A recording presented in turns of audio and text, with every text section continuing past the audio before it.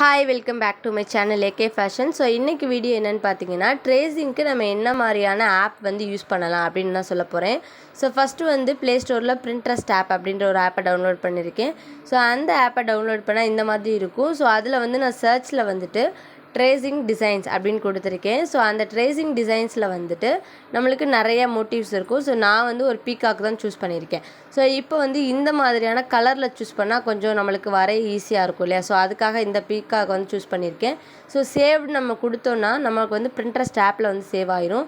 So நான் கேலரியில் save ஆகிறதுக்காக screenshot வந்து எடுத்திருக்கேன். ஸோ ஃபுல்லாக எடுக்காமல் நம்மளுக்கு தேவையான அளவு மட்டும் கிராப் பண்ணிவிட்டு நான் எடுத்து சேவ் கொடுத்துருக்கேன். ஸோ எனக்கு வந்து அந்த பீகாக் மோட்டிவ் மட்டும் போதுன்றதுனால அதை எடுத்துகிட்டு நான் வந்து கீழே சேவ் கொடுத்துட்டேன்.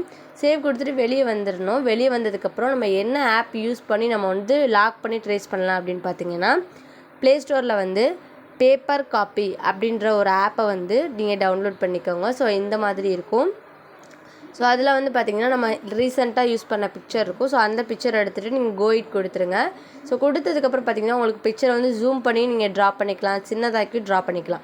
ஸோ அந்த மாதிரி நீங்கள் வரைஞ்சிக்கலாம். கீழே வந்து ஒரு லாக் சிம்பிள் இருக்குது இல்லையா? ஸோ அந்த லாக் சிம்பிளை நீங்கள் கிளிக் பண்ணிங்கன்னா உங்களுக்கு வந்து பிக்சர் வந்து மூவ் ஆகாது. ஸோ இதனால் வந்து நீங்கள் ட்ரேஸ் பண்ணுறதுக்கு ரொம்பவே ஈஸியாக இருக்கும். ஸோ நம்மளுக்கு வந்து ட்ரேஸ் பண்ணும்போது பிக்சர் வந்து மூவ் ஆகிக்கிட்டே இருக்கும் நம்ம நார்மலாக வச்சா.